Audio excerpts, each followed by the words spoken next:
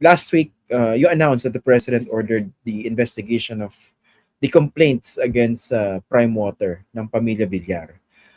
May mga nakikita ako nagtatanong on social media. Pati sa akin personally, may mga nagda-doubt.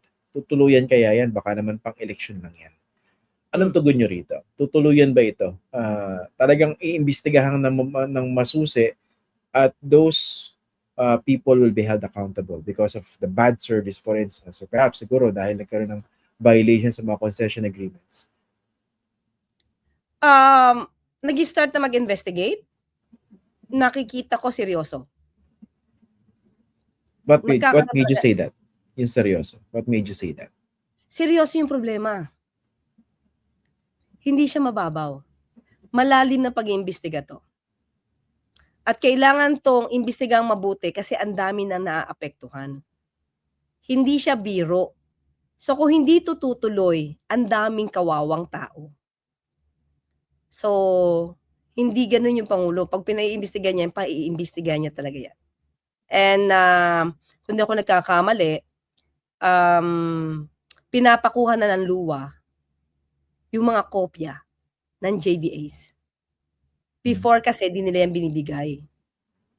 Because of the alleged confidentiality in nature. So since may direktiba ang Pangulo, so nag-utos na yung luwa na ibigay ang mga kopya ng JVAs ng Prime Water. Okay. Ano naman tugon nyo rin sa mga nagsasabi na matagal na itong problema na ito, yung bad service ng Prime Water? Bakit ngayon lang ina-actionan? Okay. May nakita kasi kami mahirap kasi magsalita ngayon kasi nag-i-investigate. Hindi agad ito makikita. Kung gaano kalala, akala is kaya. Kasi hindi ito, ano ba to?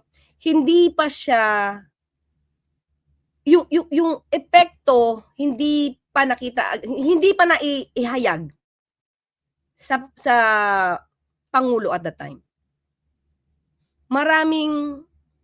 Tingin ko maraming natatago. Pero nung pumutok at napag-usapan, kasama ako, ni Pangulo, nag-order siya talaga.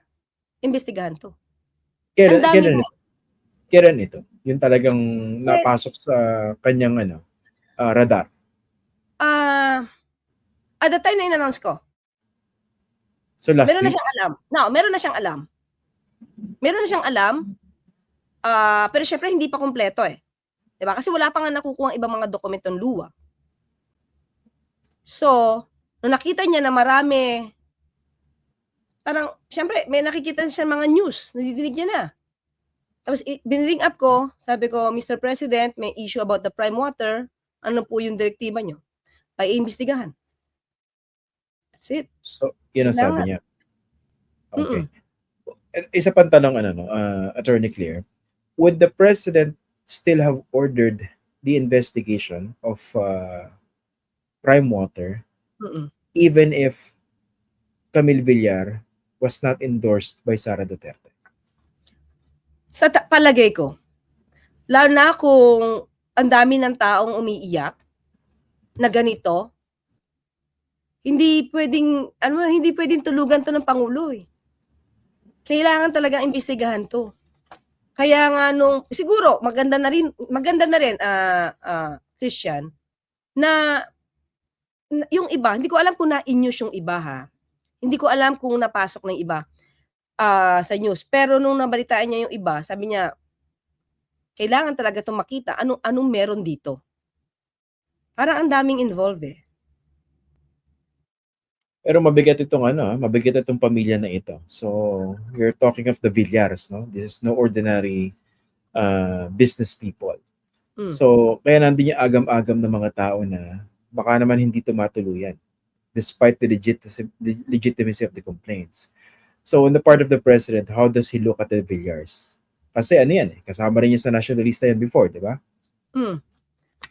Christian, ang Pangulo hindi siya tumitingin sa tao. Ang tinitignan niya issue. Kasi kung titignan lang niya na kakilala ko to, hindi siya makakapag-perform. Lalo na yan, hindi na simpleng issue yung mga hinaing ng consumers, no, ng customers ng Prime Water. Hindi na siya biro. So, na pwede mo isang tabi dahil sa friendship na parang sinabi, ang tunay na magkaibigan walang iwanan. Hindi eh. Hindi pwedeng ganun. Marami nang apektado.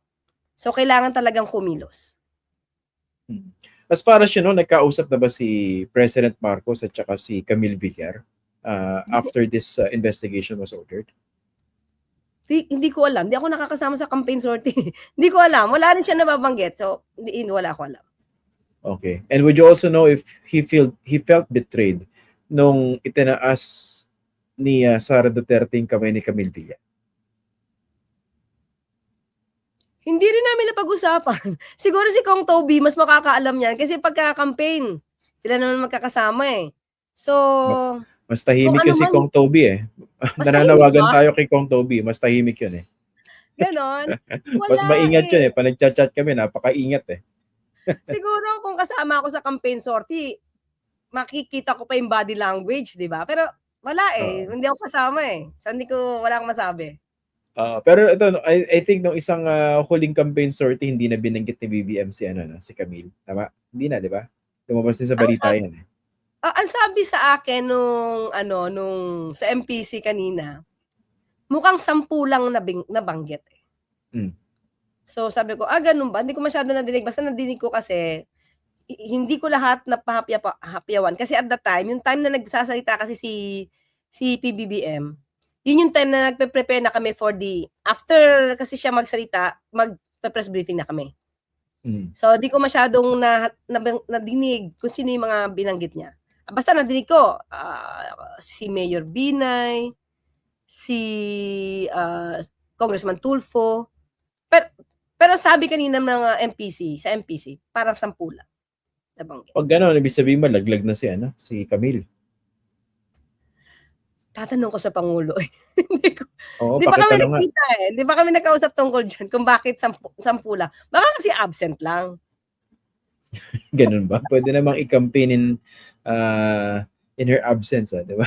Iboto pa rin. Kasi baka meron ng ibig sabihin nun. So, hindi ako makapagsalita kung anong ibig sabihin. Baka lang. Di ba? Baka may something na. Baka Okay, ito naman. Masabi. Oo.